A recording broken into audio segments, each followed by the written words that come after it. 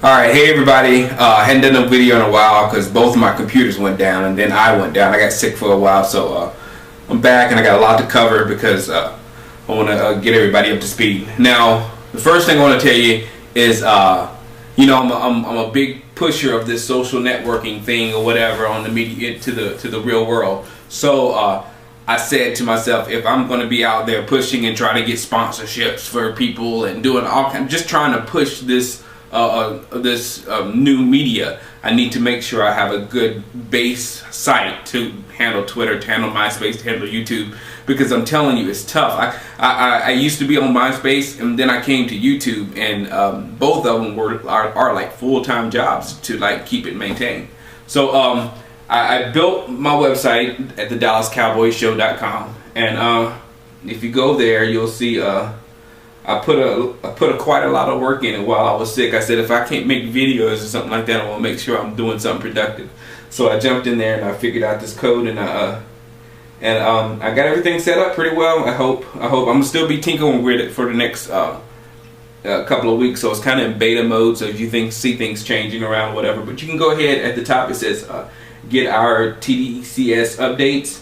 So you can put your email address in there, and it'll come to your email or BlackBerry or whatever you have, iPhone.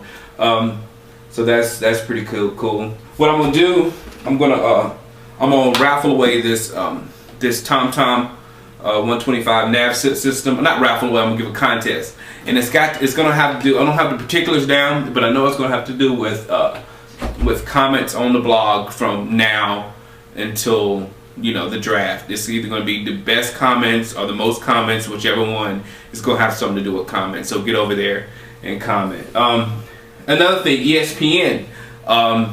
Since I am a pusher of this new world or whatever, ESPN, it appears that they are on YouTube now, and Disney came with YouTube. So I'm a friend of ESPN now. I'm about to open my mouth a little bit. Hold on. Alright. I'm a friend of ESPN now, but there are still personalities that I really do not like. Really do not like. Okay. Next is the TL thing. I'm so sick of the TL thing. I'm so sick of it. You hear it here, you hear it there. And it's starting to sound like the people that wanted him out or trying to defend their position or defend why he wanted to go out. No, we know, and everybody know, the NFL Network has been hitting hard on it. Rich Eisen's been hitting hard on it. It was a bad football decision from the outside looking in. It was a bad football decision. From the inside, maybe something different. We don't know. You don't know. I don't know. So we don't know on the inside, but from the outside looking in, it was a bad football decision. Personal opinions aside of him, on the field, it was a bad football decision. And I wish people would say, I'm glad he's gone because I didn't like him, instead of saying, I'm glad he's gone because now we can do this, or because now we can do that, because none of that makes sense. None of it. If this team is going to win, the players are going to have to take it upon themselves, pull their bootstraps up, and get the job done. If they gave 100% last year, they're going to have to give the ungivable 110% this year. That's the only way. So I wish people would just mad at him and say, I'm glad he's gone because I didn't like the guy, rather than trying to put it in some football terms when personal feelings and football do not mix. They're two different things.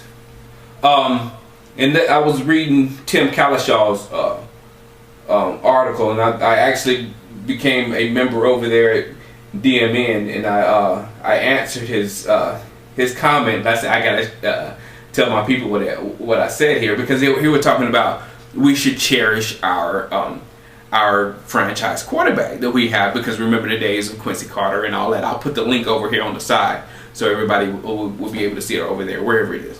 But and I was like, yes, we should, by all means cherish our franchise quarterback, because I remember those years. Those are frustrating years when we didn't have anybody with the caliber of Tony Romo.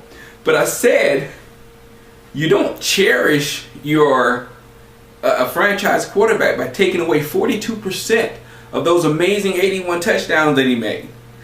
You don't take him away because those high number of interceptions, they're going to make the rating, the rating is going to take a huge hit now if he doesn't make up for those 42% of touchdowns somehow. So that's not a good way of what is it? Cherishing your quarterback. The second thing I said was you don't cherish him by not having a massive nose tackle there. I still have nightmares of Ravens just running through gaping holes in my defense over and over and over. I still think about that every night. And we don't even think about putting a big, massive run-stopping guy there. And then to help Romo, how does this help Romo? Because we know that a stout, running offense against us is the worst thing for a quarterback. What was the worst thing for Peyton Manning? If you ran the ball against the Colts. Why? Because they kept Peyton Manning on the bench. So if we can't stop the run, they can keep Tony Romo on the bench. So I don't see how that's helping Tony Romo. And I'm not even going to mention the losing the 6'7" defensive end to our division rivals when Tony's a hair above 6'1". If you see them beside each other, there's just a big difference. And now Tony Romo, 2 games every year, is going to have to look around and try to look over a big 6'7" guy. So not even going to mention that. But the last thing you do not do to cherish your quarterback is you don't take away mental obstacles to hope he gains mental toughness and leadership skills. You don't do that. You tell him to take care of them. You tell him it's his responsibility to get the entire team on one page. It's his responsibility to make sure the team is working together toward victory because his zeros on the end of his contract dictate that. The quarterback position dictates that you give that type of responsibility to your team. We need to be focusing on that with Tony Romo rather than coddling him, making everything Romo friendly, doing all that things. I'm afraid will ruin, or if not have already ruined, a very, very, very, very good quarterback. I was the first guy on his bandwagon. I know the skills that he has. But I think we may have ruined him or on the way to ruining him through bad management. That's the problem.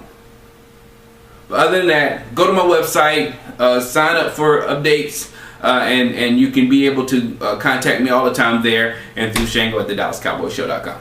Peace out.